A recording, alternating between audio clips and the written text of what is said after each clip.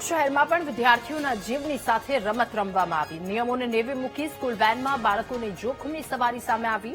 એક સ્કૂલ વેનમાં 10 થી 12 બાળકોને બેસાડી જોખમી સવારી કરાવવામાં આવી રહી છે. બાળકોને ઠસોઠસ બેસાડી મુસાફરો સ્કૂલ વેન ચાલકો મુસાફરી કરાવી રહ્યા છે. તો રાજકોટ શહેરમાં વીટીવી ન્યૂઝના રિયાલિટી ચેકમાં વરવા દ્રશ્યો સામે આવ્યા છે. સ્કૂલ બહાર બાળકોને જોખમી રીતે વેનમાંથી આ ચાલકો ઉતારે છે. જો કોઈ પણ પ્રકારની દુર્ઘટના ઘટે તો જવાબદાર કોણ, તેને લઈને સવાલો ઉઠ્યા છે.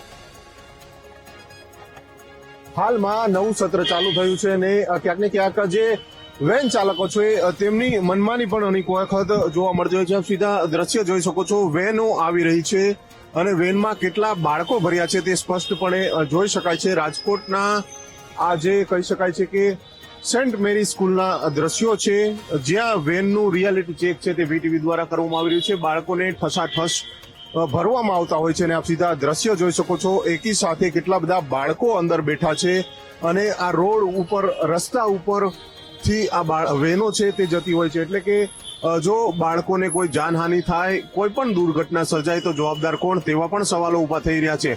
આપ સીધા દ્રશ્ય જોઈ શકો છો, જે પ્રમાણે બાળકોને જે વેન છે તેમાંથી ઉતારવામાં આવી રહ્યા છે. આપણે વેનના દ્રશ્યો બતાડવાના પ્રયત્ન કરીશું. જે પ્રમાણે આ જે વેન છે, વેનમાંથી એક બાદ એક બાળકો છે તે ઉતારવામાં આવતા હોય છે. આપ સીધા દ્રશ્ય જોઈ શકો છો.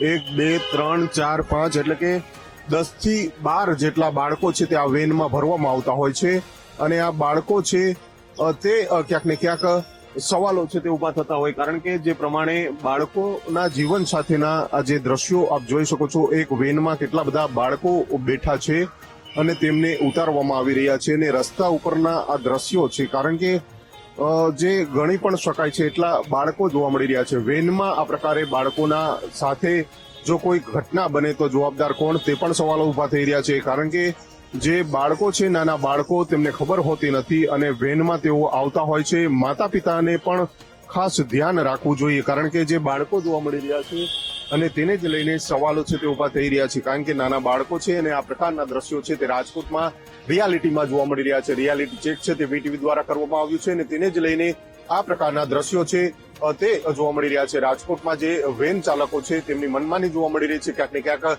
વધારે પૈસા કમાવાના લાલચે ઠસોઠસ બાળકોને ભરવામાં આવતા હોય છે અને એ જ પ્રકારના દ્રશ્યો છે તે રાજકોટમાં કેદ થયા છે.